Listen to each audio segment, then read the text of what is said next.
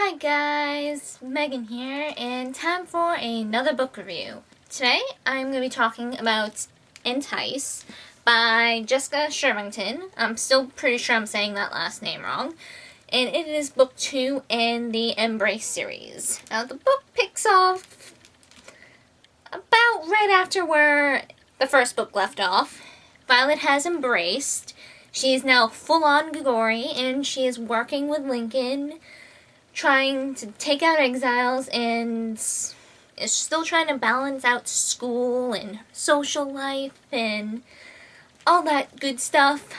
In the last book, she could have gone to this academy place where freshly embraced Gigori can train and receive an education still, but she doesn't want that. She still wants to cling on to her normal life, so she said no to that and is still going to her regular school while training and trying to do jobs with Lincoln. Now, in the last book, we find out we don't know what level in the angel hierarchy Violet's angelic parent is from. So that's still a big mystery. We found out Violet is different from other Gigori. She's stronger. She can do things others can't. Like, she can forcibly strip exile angels of their powers. Normally, Gigori can only do that if the exile wills it. Like I said in the last review, exiles are either killed by Gigori, or they can become basically human. But the Gigori need permission to strip them of their power and make them human. If they aren't given that permission, they just kill the exile angels and send them back to the angel dimension, basically. And the angels in the angel dimension take care of things from there. Violet is still kind of getting used to Gigori life. Phoenix is now an enemy to them. So that's not good. Phoenix is one badass exile. He is like top of the line. You don't want to mess with him. But he's an enemy now because, yeah. I don't know, personally, I liked Phoenix better in the last book, and that's not just because he wasn't a full-on bad guy then. I just felt his character was more interesting. You know, the whole, like, up in the air, is he good, is he bad thing, I felt that made him more interesting as a character. Here, when we know he's full-on bad, it kind of takes away. Like, there's some hints that he's still a good guy, but I don't know, I just wasn't as interested in his character. Violet still aggravates me just a little bit. You know, her and Lincoln supposedly sorted things out. They're on good terms now. But there's still, like, tension between them. And sometimes I still want to kind of strangle Violet. And sometimes there are times where I just want to take Violet and shake some sense into her, you know? She needs to work on her trust. Her and Lincoln both. Seriously, I think they just need to sit down, have a serious talk, or screaming match, whichever works, you know?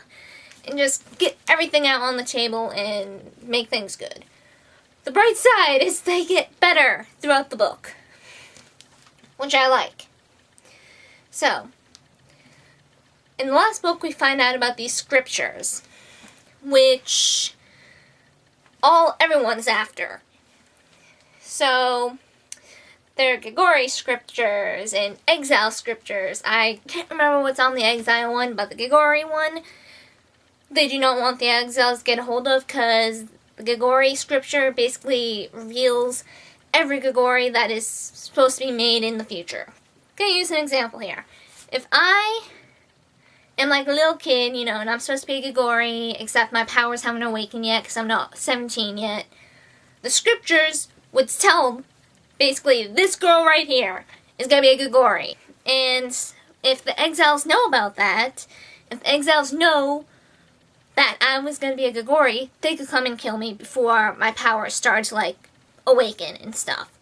Basically, they could wipe out all the Gigori before they embrace or even know they're Gigori.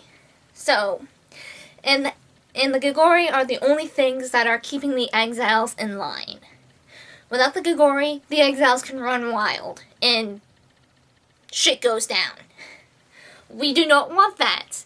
The exiles cannot get the Gogori scriptures at any cost. Yes, there was a spy in the Gogori ranks who was feeding the exiles information.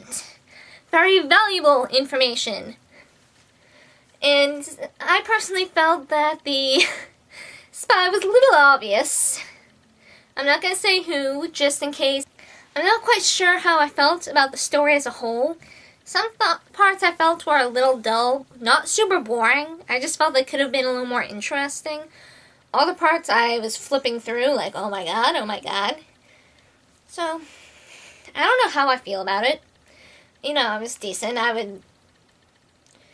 Would I probably pick it up and read it again? Maybe? I don't know. I liked it enough to recommend it. I still like the series. And I love the ending. I felt the ending was good. There's a slight cliffhanger at the end, which is definitely making me pick up the next book. Yeah, I liked it. Good read. I'd recommend it. And I don't want to say too much more because I am afraid of giving spoilers. This is the pain of that series. You can only say so much in a book review without potentially giving spoilers. Yeah. That's it, I guess.